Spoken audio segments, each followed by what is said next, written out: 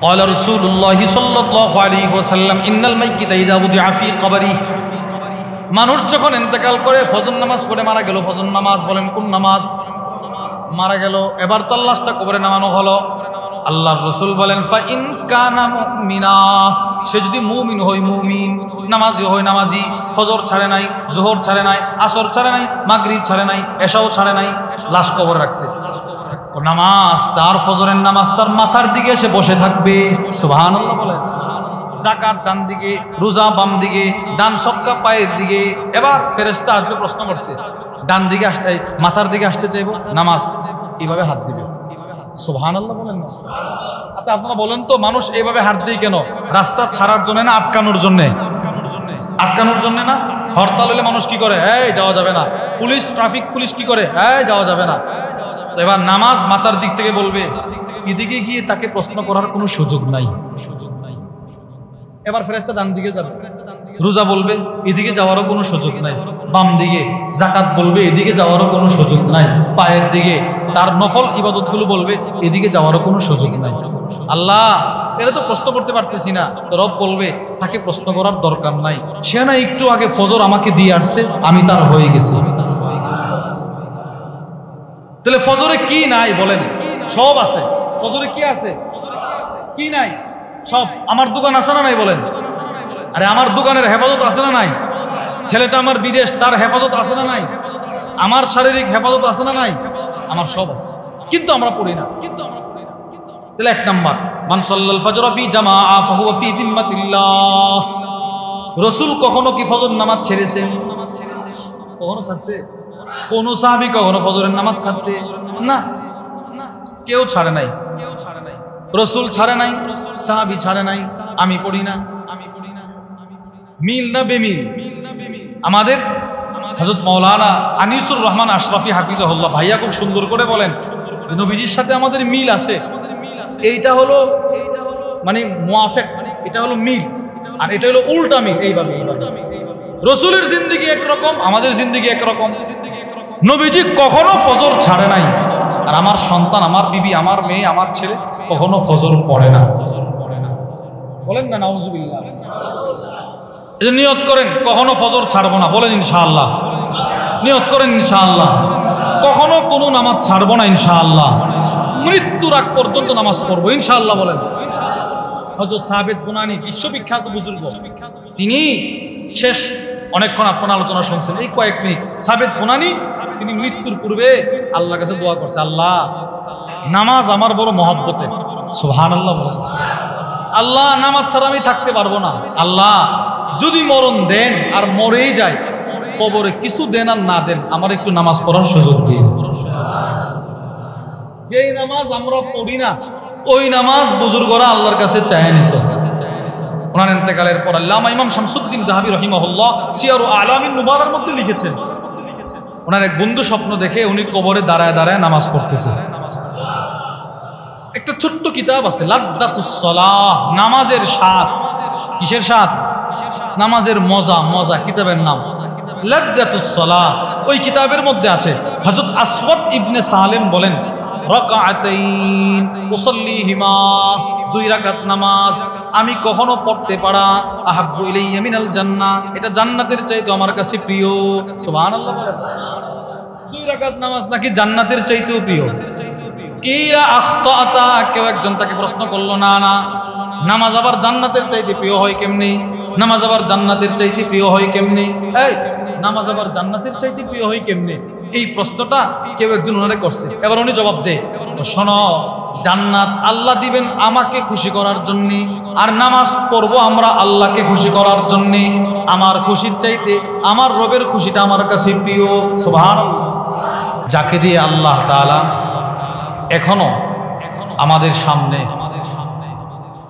আনসারী হুজুর রাহিমাহুল্লাহর প্রতিচ্ছবি দেখাচ্ছেন, যার কথা, যার চলা, যার স্বভাব চরিত্র আখলাক কেমন যেন পুরোটাই আল্লাহ পাক হুজুরেরটা ওনাকে দিয়ে দিয়েছেন।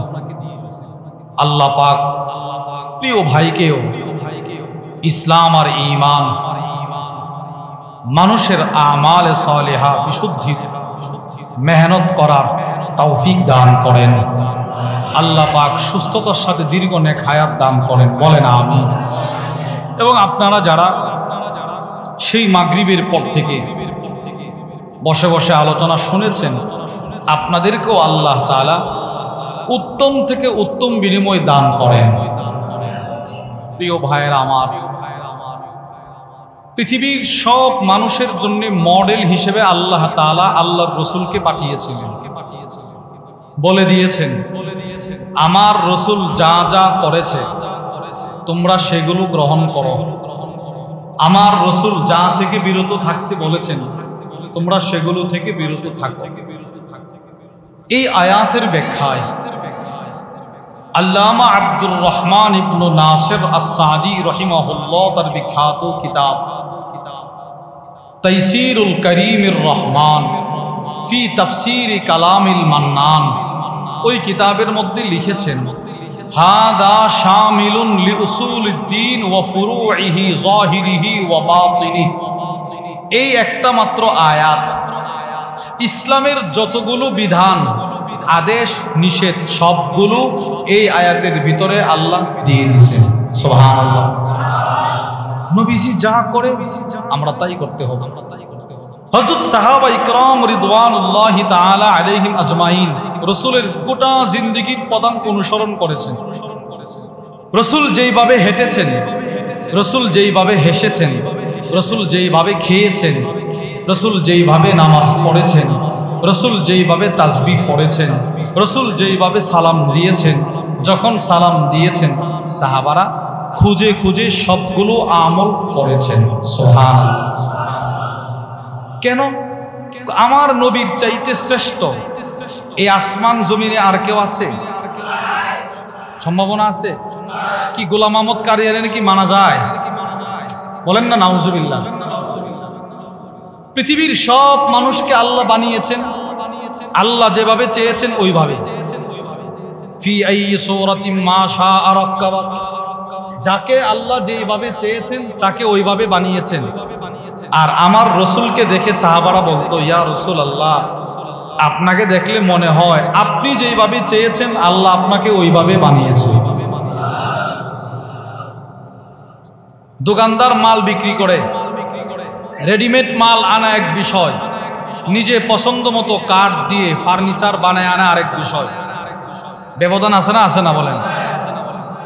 আপনি গেছেন তো আপনারা এক সেট সোফা ধরাই দিচ্ছে, এটা কোন কাঠে, কি তার গুণাগুণ কিছুই আপনি জানলেন না, এটা এক বিষয়।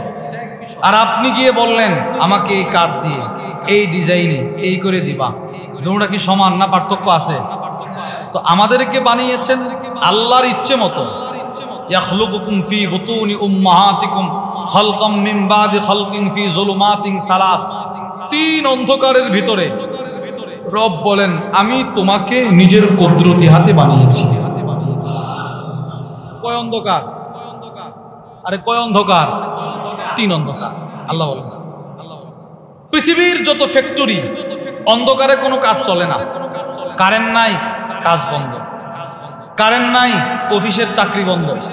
কারেন্ট নাই তো দোকানের দোকানদারি কষ্ট। কিছু একটা আলো তার প্রয়োজন হয়। রব বলেন তোমরা যেটার মুখাপেক্ষী ওই অন্ধকার দিয়েই আমি মানুষ বানিয়েছি। কিরকম বানানো? ওয়ালাকাদ খালাকনাল ইনসান মিন সুলালাতিন মিন তিন। আমি তোমাদেরকে মাটির সারাংশ দিয়ে বানিয়েছি। ফাজআলনাহু ফি করারিন মাকিন। আমি তোমার বাবার পৃষ্ঠদেশ থেকে, তোমার মায়ের বক্ষদেশ থেকে এক ফোঁটা নাপাক পানির সংমিশ্রণ আমি করেছি। সুবহানাল্লাহ বলেন। তোমাকে আমি লালন পালন করেছি 30 বছর। তোমার কিছু অংশ ছিল কাঁঠালে, কিছু অংশ ছিল আমে, কিছু অংশ ছিল জামে, কিছু অংশ ছিল তোমার কি বলে তোমার সমুদ্রের মাছে, পুকুরের মাছে। তোমার আব্বা 30 বছরে যা যা খাইছে ওইগুলো থেকে তোমার কিছু সার নির্যাস আমি তোমার আব্বার পিঠে জমা করেছি। কখনো কি কল্পনা করেছেন কোত্থেকে আসছি? ইন্না খালাকনাল ইনসানা মিন নুতফাতিন আমশাজ। এক ফোঁটা নাপাক পানি থেকে তোমাকে আমি বানিয়েছি। এক ফোঁটা নাপাক পানি মায়ের পেটে গেছে। মুসলিম শরীফের বর্ণনা, বুখারীর বর্ণনা।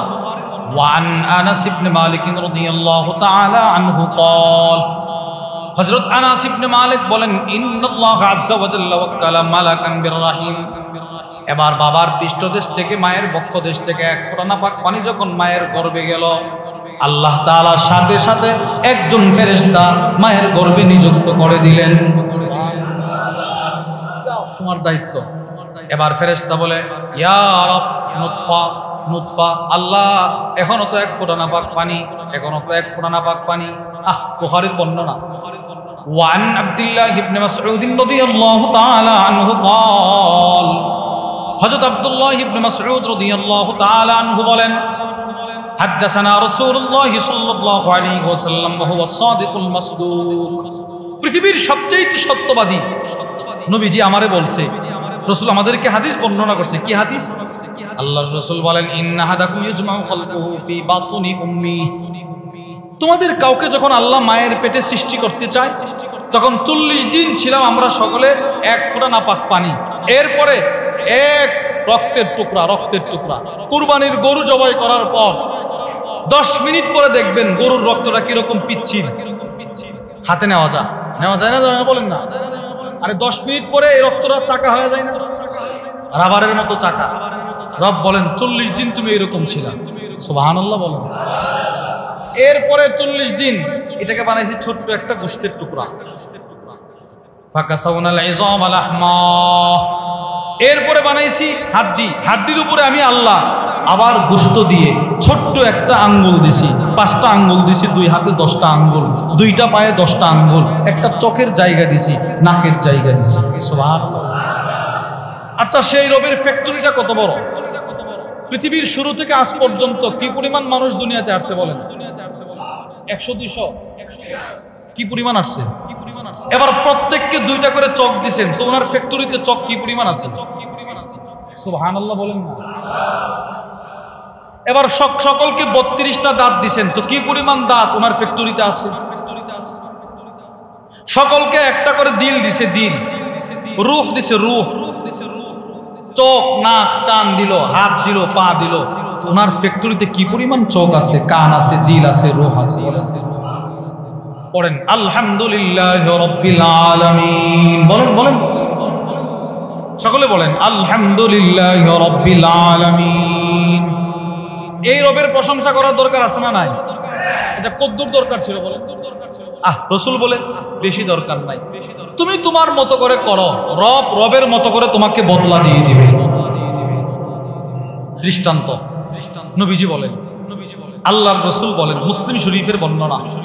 قال رسول الله صلى الله عليه وسلم আল্লাহর রাসূল বলেন, খুল্লাতান, 2টা আমল এমন আছে, লা ইউহাফিজু আলাইহিমা আবদুন মুসলিমুন ইল্লা দাখালাল জান্নাহ।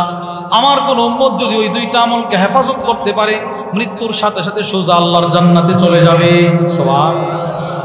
1 নাম্বার, প্রত্যেক ফরজ নামাজের পরে 10 বার সুবহানাল্লাহ সুবহানাল্লাহ সুবহানাল্লাহ সুবহানাল্লাহ সুবহানাল্লাহ। বলেন কয়বার?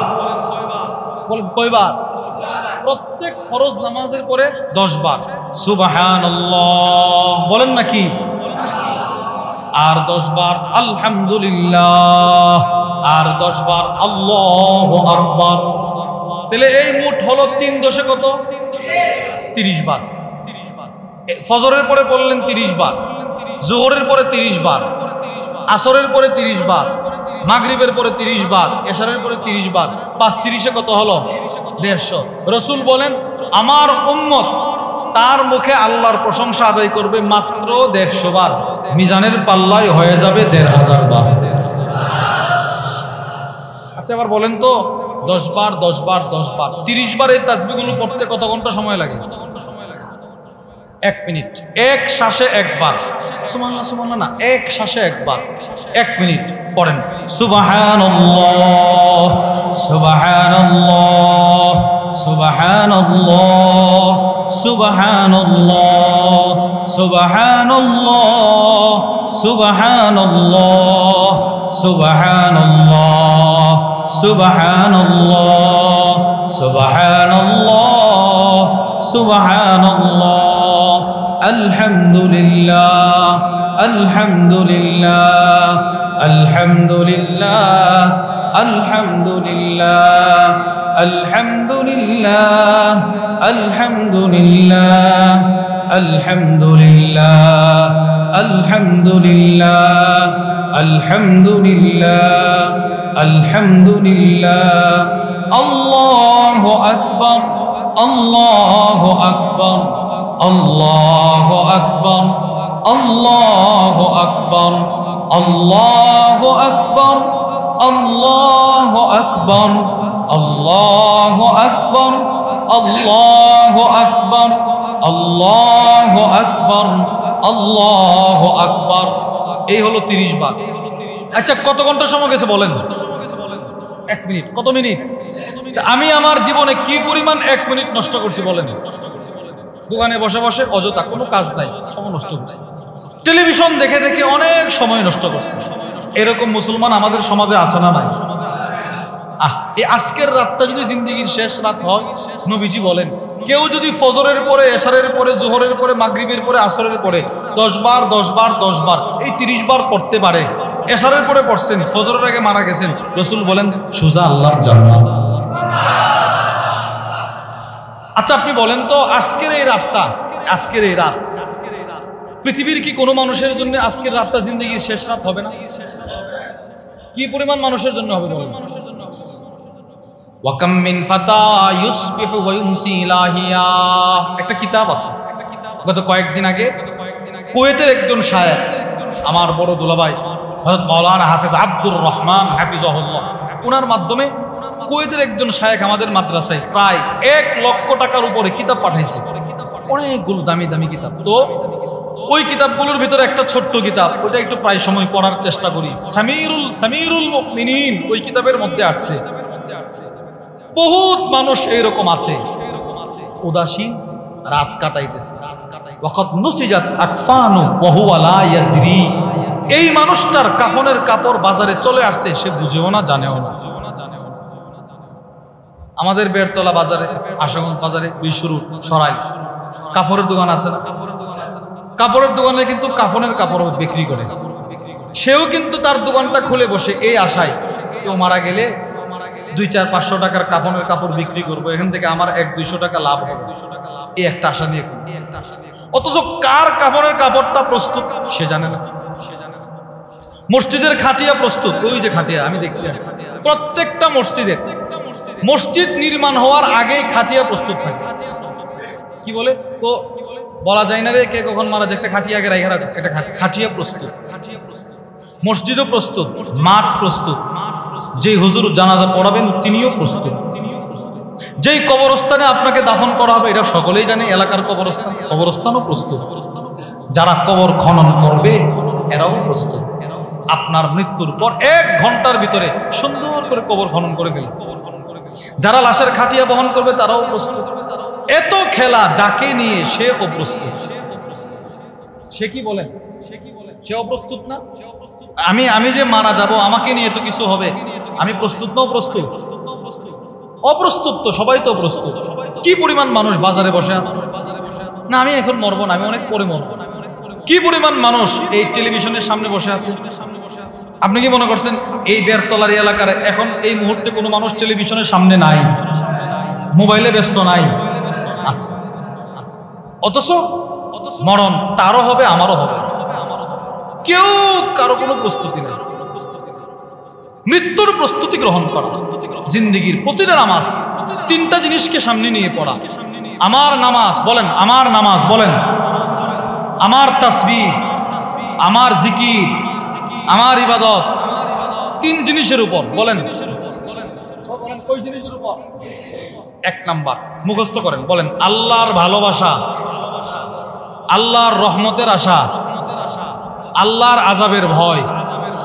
আমার শায়খ মুর্শিদ আরিফ বিল্লাহ হাকিমুন নফস আল্লামা মুফতি মুশতাকুন নবী কাসিমি হাফিজুল্লাহ হুজুর পুরা রমজানের শেষ দশকে একসাথে হুজুরের সাথে উমরাও করছি, ওখানেও হুজুর একটা কথাই, রমজানের শেষ দশকে ইতিকাফ, ওখানে একটা কথাই যে প্রত্যেকের ইবাদত হবে তিন জিনিসের উপর: আল্লাহর ভালোবাসা, বলেন কি?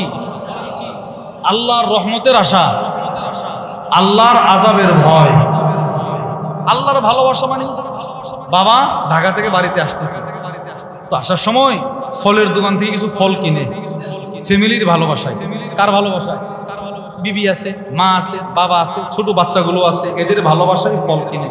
এবার বাবা আসতেছে, সন্তানগুলো শুনছে, একটু পরপর আম্মাকে বলে আম্মু আব্বু কুদ্দুর আসছে, বাবার ভালোবাসায়। তো আমি মসজিদে আসলাম কার ভালোবাসা, এটা আমাকে বুঝতে হবে। আমি আল্লাহর ভালোবাসায় আসছি। বলেন কার ভালোবাসা?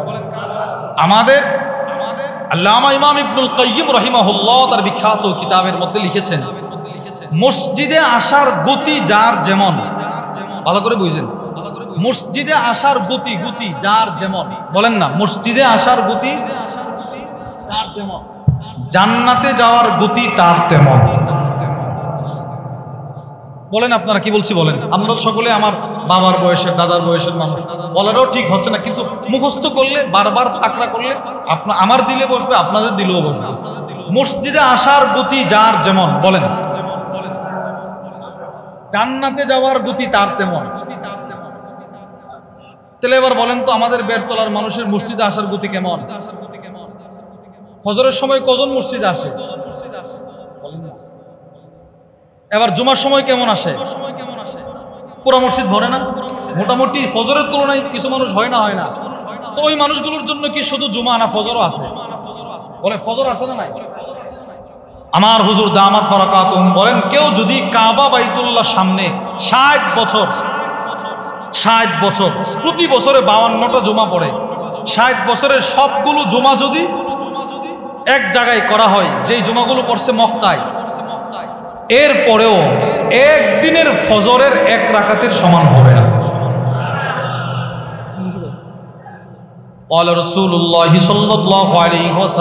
আল্লাহর রাসূল বলেন, রাকাআতাল ফজরি খায়রুম মিনাদ দুনিয়া, নবীজি বলেন 2 রাকাত ফজরের নামাজ দুনিয়াতে যা আছে তার চাইতে শ্রেষ্ঠ। সুবহানাল্লাহ। কয় রাকাত? 2 রাকাত ফজরের। এর দ্বারা উদ্দেশ্য হলো সুন্নত। সুবহানাল্লাহ বলেন। ফজরের 2 রাকাত ফরজ না, সুন্নত। বলেন কি? সুন্নত। দুনিয়াতে যা আছে তার চাইতে শ্রেষ্ঠ। এই হাদিসের ব্যাখ্যায় আল্লামা মুহাম্মদ ইবনে সালেহ আল উসাইমিন বলেন, পৃথিবীর শুরু থেকে কিয়ামত পর্যন্ত যত স্বর্ণ রূপা উৎপাদন হয়েছে অতীতকালে, এখন হচ্ছে, ভবিষ্যতে হবে, যত দামি আট্টালিকা রাজপ্রাসাদ হয়েছিল, এখন আছে, হবে, দামি জিনিস পৃথিবীতে যত হতে পারে সবগুলো এক জায়গায় মিজানের এক পাল্লায় রাখো, আর ফজরের 2 রাকাত সুন্নতের প্রথম রাকাতটা এক পাল্লায় রাখো, ফজরের প্রথম 2 রাকাতের প্রথম রাকাতের পাল্লাটার ওজন বেশি হবে। কি ছেড়ে দিলাম বলে, আমরা কি ছাড়লাম? আমার ছেলেটা যে নামাজ পড়লো না ফজর, আমার বিবি যে পড়লো না, আমি যে পড়লাম না, কি ছাড়লাম, কি ধরলাম? এবার নবীজি কি বলে জানেন? মান সাল্লাল ফজর ফি জামাআহ, আমার যে উম্মত ফজরের নামাজ জামাতের সাথে পড়লো, জামাতের সাথে। প্রশ্ন হলো, হুজুর সুন্নতের দাম যদি এত বেশি হয়, তো ফজরের দামটা কেমন? আল্লাহর রাসূল বলেন, মান সাল্লাল ফজর ফি জামাআহ, আমার যে উম্মত ফজরের নামাজ জামাতের সাথে পড়বে, ফাহুয়া ফি যিম্মাতিল্লাহ, সে সরাসরি আল্লাহর জিম্মায় চলে গেল। সুবহানাল্লাহ। বলেন, সে কার জিম্মায় গেল? এসপি সাহেব আসছে, এসে বলতেছে সে আমার লোক, তো সে কি পরিমাণ খুশি হবে বলেন?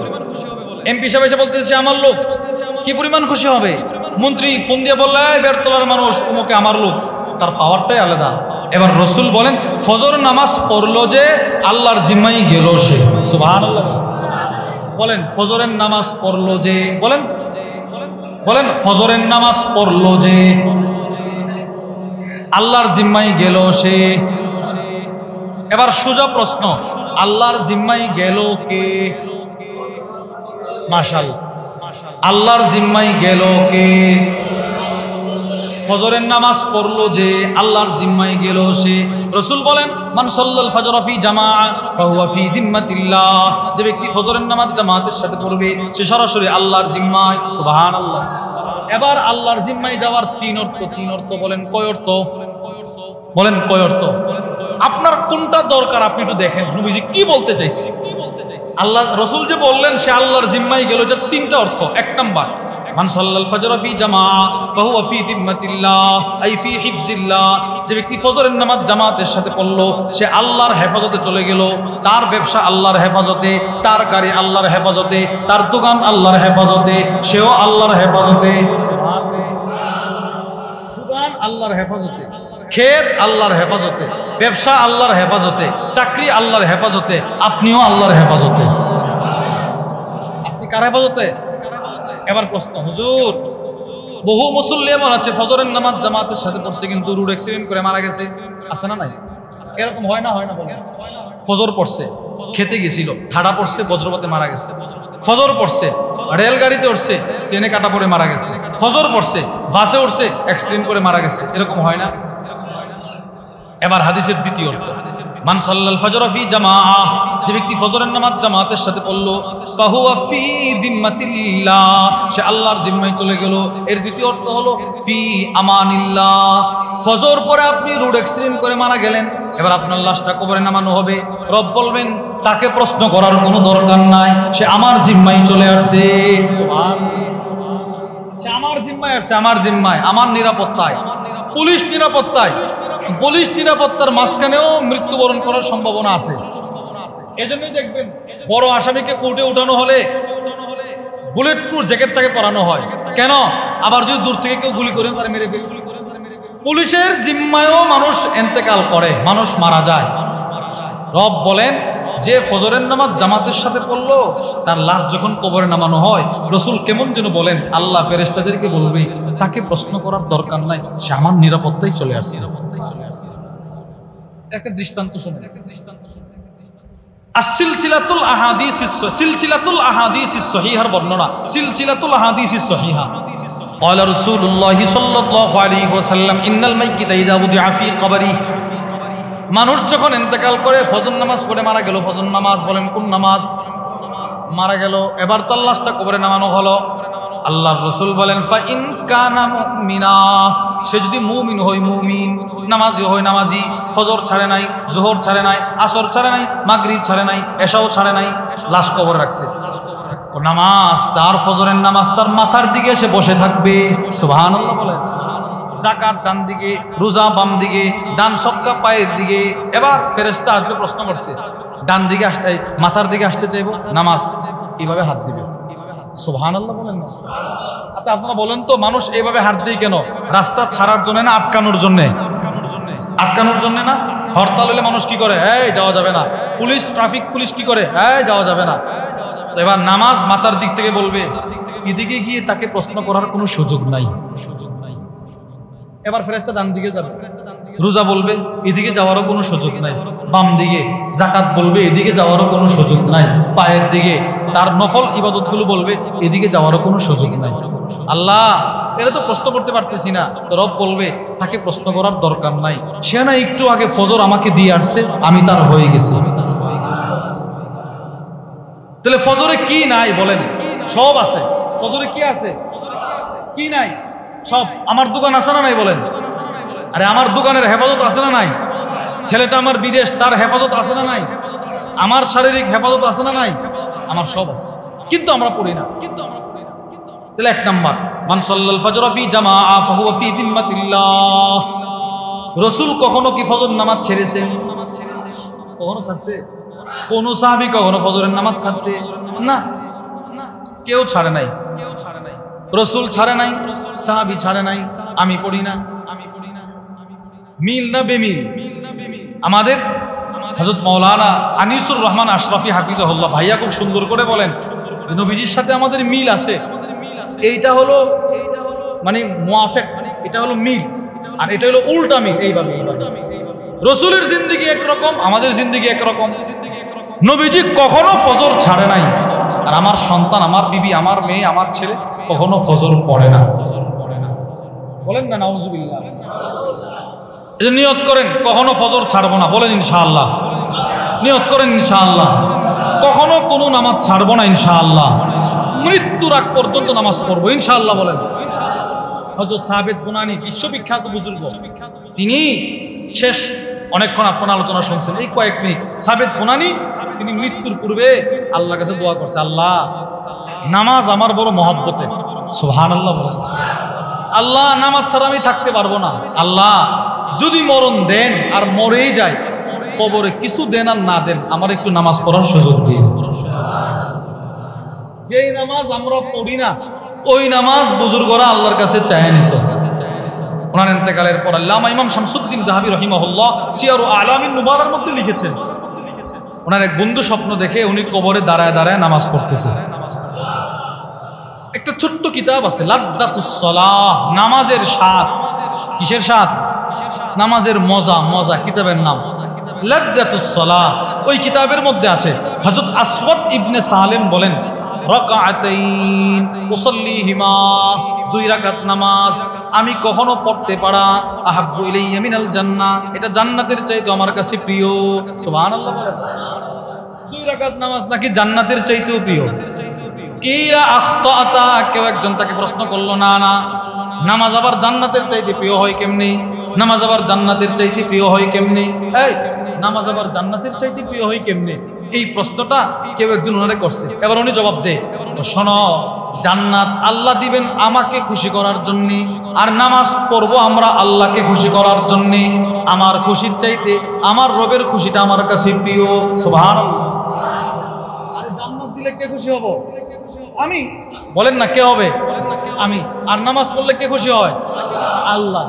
তো তিনি বলেন জান্নাত দিলে তো খুশি হব আমি, আমার খুশির দরকার নাই, আমি জান্নাতে গিয়েও চাইবো আমার রব যেন খুশি থাকে। নামাজ নামাজ রাসূল বলতেছেন, মান সাল্লাল ফজর ফি জামাআহ, যে ব্যক্তি ফজরের নামাজ জামাতের সাথে পড়বে, জামাতের সাথে ফাহুয়া ফি জিম্মাতিল্লাহ, সে আল্লাহর জিম্মায় চলে গেল। 1 নম্বর অর্থ, সে আল্লাহর নিরাপত্তায়, সে আল্লাহর জিম্মায় চলে গেল। তার ব্যবসা আল্লাহর জিম্মায়, তার ছেলে বিদেশের বাড়িতে আল্লাহর জিম্মায়, সেও আল্লাহর জিম্মায়, তার ক্ষেত আল্লাহর জিম্মায়। সুবহানাল্লাহ বলেন। 2 নম্বর, এবার লোকটা মারা গেল, রাসূল বলেন কেমন যেন ফি আমানিল্লাহ, তার লাশ কবরে নামানো হলে ফেরেশতারা বলবে তোমার কোনো ভয় নাই, তুমি আল্লাহর নিরাপত্তায় চলে আসছো। সুবহানাল্লাহ। এবার 3য় অর্থটা দেখেন কত সুন্দর। যেই লোকটা ফজর পড়লো মারা গেল, ওনার দুনিয়াতে একটা সংসার আছে না নাই? ছোট্ট একটা দোকান আছে, 2-4 খানি ক্ষেত আছে, ছেলে আছে একটা বিবাহের উপযুক্ত, মেয়ে আছে একটা বিবাহের, 2টা আছে বিবাহের উপযুক্ত। কে মেয়েগুলোর দায়িত্ব নিবে? কে এই ছেলেগুলোর দায়িত্ব নিবে? কে এই জমি জমার দায়িত্ব নিবে? কে বা দোকানের দায়িত্বটা নিবে? রাসূল বলেন তুমি ফজর যদি জামাতের সাথে পড়তে পারো, তুমি যদি মারা যাও, আমি রাসূল বলে দিলাম তোমার মেয়েটার উত্তম পাত্রের ব্যবস্থা করে দেওয়ার দায়িত্ব আল্লাহর, তোমার দোকানের জিম্মাদারি আল্লাহর। সুবহানাল্লাহ বলেন। দমানিল্লাহ, দমানুন মানে দায়িত্ব, দায়িত্ব। এই কাঁদিস না, তোর দায়িত্বটা আমি নিলাম। এই তুমি টেনশন করিও না, তোমাকে ওখান পর্যন্ত পৌঁছে দেওয়ার দায়িত্ব আমার, এই দায়িত্ব। রাসূল বলেন কেউ যদি এই কাজগুলো করতে পারে, ফজরের নামাজ জামাতের সাথে পড়তে পারে, তার যা কিছু আছে সবগুলোর দায়িত্ব স্বয়ং আল্লাহর হাতে নিয়ে নেই। আমি না সর্বত্র একটু খুঁজে খুঁজে আমার মেয়ের জন্য একটা পাত্র ব্যবস্থা করলাম, এবার এই ব্যবস্থাটা যদি আল্লাহ করে দেয় কেমন হবে? বলেন না কেমন হবে? ভালো হবে না? অনেক ভালো হবে, অনেক। এজন্য নিয়ত করেন ফজর ছাড়বো না, বলেন ইনশাআল্লাহ ফজর ছাড়বো না। প্রতিদিন নিয়ত মানে চেষ্টা করবেন। আজকে আপনি আসছেন, অনেক বন্ধু বান্ধব আছে, একসাথে চলাফেরা, শ্বাসটুলে বসলে একসাথে, বাজারে গেলে সাক্ষাৎ হয়, দূর থেকে আপনার প্রতি খুব আন্তরিক, আপনাকে মহব্বত করে, অনেক কিছু আপনাকে করে, আপনি তাকে একটু বুঝায়, দোস্ত 5টা মিনিট হইতো না, 10টা মিনিট হইতো না, আরে ফজরের নামাজ তো 10 মিনিটই, 5 ওয়াক্ত নামাজ 10 মিনিট করে ধরলে স্বাভাবিক হালতে, 10 মিনিট করে ধরলে 5টা 10-এ কত? 50। কত বলেন না? ধরে নিলাম ফজরে 10, জোহর 10, আসর 10, মাগরিব 10, এশা 10, এই 5টা 10-এ 50। আরো কিন্তু দিনে রাতে বাকি আছে 23 ঘন্টা 10 মিনিট। বলেন না কত ঘন্টা কত মিনিট? 24 থেকে 50 মিনিট চলে গেলে 23 ঘন্টা 10 মিনিট। তো রব বলতেছেন যাও আমি তোমাকে 23 ঘন্টা 10 মিনিট দিয়ে দিছি। ব্যবসা খুব করো, ক্ষেত খুব করো, কিন্তু তুমি আমাকে 24 ঘন্টার মধ্যে 50 মিনিট দিয়ে দাও, আমি কবর থেকে তোমার হয়ে যাব, আমি হাসরেও তোমার হব, আমি মিজানেও তোমার হব, আমি জান্নাতেও তোমার হব। আমরা পড়বো তো ইনশাআল্লাহ? নামাজ ছাড়বো না, বলেন ইনশাআল্লাহ। নামাজ ছাড়বো না, প্রতিদিন একজন করে, 2 জন করে, এগুলো হলো ব্যবসা। আমি আলহামদুলিল্লাহ আমার বাড়িতে, আমি যখনই বাড়ির থেকে মসজিদে যাই, যারেই পথে পাই, এরাও বুঝে যে ইউসুফ ভাই আসতেছে, এখন আমাদেরকে ধরে নিয়ে যাবে, বাস আমি এদেরকে খুব সুন্দর করে হাতটা দিয়া ধরি যেন সে আর না যাইতে পারে, তো বুঝে মসজিদে ঢুকাই। আমি আরেকজনকে বলি, আমি আজকে একটা ব্যবসা করছি। কি ব্যবসা? এদেরকে নিয়ে আসছি মসজিদে। আল্লাহর রাসূল বলেন, কেউ যদি একজনকে ভালো কাজের পথ দেখায়, ওই লোকটা ভালো কাজ করে যেই সওয়াব, আপনি পথ দেখানোর কারণে সমপরিমাণ সওয়াব। একজনকে আপনি নামাজে নিয়ে আসছেন, তার যেই পরিমাণ নামাজ পড়ার সওয়াব, হুবহু সমপরিমাণ সওয়াব আল্লাহ আপনাকে দান করবে। নিয়ত করেন প্রতিদিন 1 জন বা 2 জনকে মসজিদে নিয়ে আসবো, বলেন ইনশাআল্লাহ। আপনি যাকে আপনি বেশি মহব্বত করেন, ভাই, জাহান্নামে যাওয়ার পর সর্বপ্রথম ফেরেশতারা প্রশ্ন করবে, ফেরেশতারা না মানে আপনি যার সাথে একসাথে চলাফেরা করছেন, আপনি নামাজ পড়ছেন, আপনার দোস্ত নামাজ পড়ে নাই, বিআই নামাজ পড়ে জান্নাতে, আরেক বিআই জাহান্নামে, বিআইরে প্রশ্ন করবে, দোস্তকে প্রশ্ন করবে। কি প্রশ্নটা করবে এটা আল্লাহ কোরআনে বলে দিয়েছে, মা সালাকাকুম ফি সাকার। প্রথম প্রশ্নটা করবে, কোন জিনিস তোমাদেরকে জাহান্নামে নিয়ে আসছে? প্রথম উত্তরটা কি হবে জানেন? ওই লোকটা আপনার বন্ধু জাহান্নাম থেকে বলবে, ক্বালু লাম নাকু মিনাল মুসাল্লিন, আফসোস দুনিয়াতে আমরা নামাজ পড়ি নাই। বলেন কি বলবে? দুনিয়াতে আমরা নামাজ পড়ি নাই, দুনিয়াতে আমরা নামাজ পড়ি নাই। সোজা উত্তর দিবে, প্রথম উত্তরটাই দিবে, দুনিয়াতে নামাজ না পড়ার কারণে আজকে জাহান্নামে আসছে। তো আমার ছেলেদের নামাজ পড়তেছে না, আমার মেয়েদের নামাজ পড়তেছে না, সে তো জাহান্নামে যাবে। আমি বাপ হিসেবে সেদিন কিভাবে সহ্য করব? আজকে ছেলের সুখের জন্যই তো এত কষ্ট। বাপ এই ঘন্টার পর ঘন্টা গরমের মধ্যে প্রখর রুদ্রে কাজ করতেছে, রাস্তার কাজ করতেছে, মানুষের বাসা বাড়িতে মা কাজ করে, দোকানে বসে আছে, ঘামতেছে, শুধু একটাই আশায় সন্তানগুলোকে মানুষের মতো মানুষ বানাইছে, সন্তানটা একটু আরামে রাখতে। কিন্তু এই আরাম কয়দিন রাখবে? কয়েকদিন। তো মরার পরে যে সন্তানটা জাহান্নামে যাবে তখন কি হবে? এজন্য নিজের ফ্যামিলি, নিজের পরিবারের সকলকে নামাজি বানানোর একটা মেহনত করবো তো ইনশাআল্লাহ। আপনি আপনার দাওয়াতটা দিবেন, মানা না মানা তার ব্যাপার। সে যদি মানতে পারে সে দামি হবে, বলেন সে কি হবে? দামি হবে, আপনিও দামি হবেন, সংসারটা সুখের হবে। সে যদি না মানে তার দুনিয়াও বরবাদ হবে, তার আখিরাতও বরবাদ হবে। এই জন্য নিয়ত করেন আমরা ইনশাআল্লাহ মানুষকে নামাজের দাওয়াত দিব, বলেন ইনশাআল্লাহ।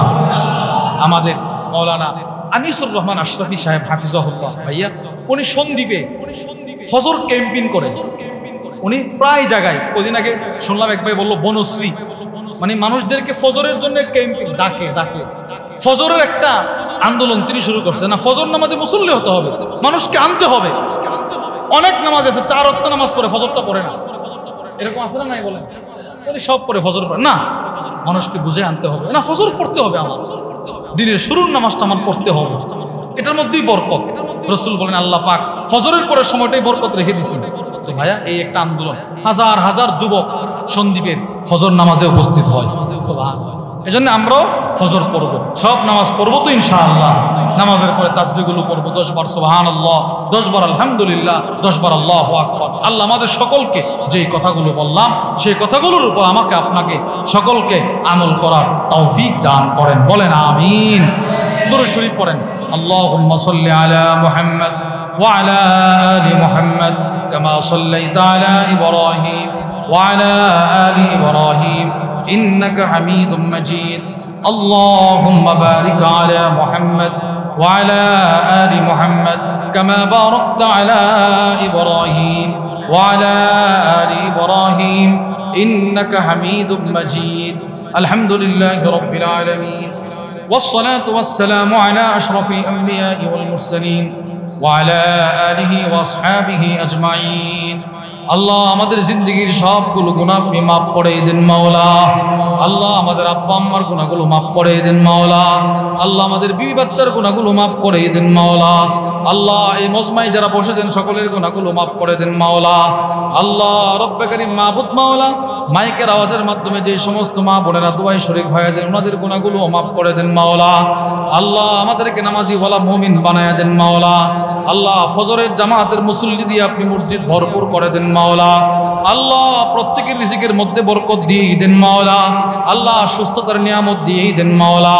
আল্লাহ আমাদের সকলকে মাফ করে দেন মাওলা। আমাদের সকলকে মাফ করে দেন মাওলা। আল্লাহ আমাকে মাফ করে দেন মাওলা। আল্লাহ সমস্ত উম্মতকে মাফ করে দেন মাওলা। আল্লাহ হযরত মাওলানা মুফতি উসমান সাহেব সহ ওনার ভাইয়েরা সহ যে সমস্ত যুবক ভাইয়েরা এই মাহফিলটার ইন্তজাম করেছেন মাওলা, ওনাদেরকে আপনি উত্তম বিনিময় দিয়ে দেন মাওলা। আল্লাহ যে সমস্ত মুরব্বীরা মাহফিলটা বসে বসে কামিয়াবি করার চেষ্টা করেছেন মাওলা, ওনাদেরকে উত্তম থেকে উত্তম বিনিময় দিয়ে দেন মাওলা। আল্লাহ আমাদেরকে আপনি আপনার বানায় নেন মাওলা। আপনি আমাদের হয়ে যান মাওলা। আল্লাহ কবরে আপনি আমাদের সাথী হয়ে যান মাওলা। হাসরেও আপনি আমাদের সাথী হয়ে যান মাওলা। আল্লাহ আপনার ঘর কাবা বাইতুল্লাহ নবী পাকের রওজা পাক বারবার জিয়ারত করার তৌফিক দান করেন মাওলা। আল্লাহ যে সমস্ত ভাইয়েরা প্রবাসে আছেন মাওলা, সকলকে সুস্থতার জিন্দেগি দান করেন মাওলা। সুবহান রাব্বিকা রব্বিল ইজ্জাতি আম্মা ইয়াসিফুন ওয়া সালামুন আলাল মুরসালিন ওয়ালহামদুলিল্লাহি রাব্বিল আলামিন বিরহমাতিকা ইয়া আরহামার রাহিমিন।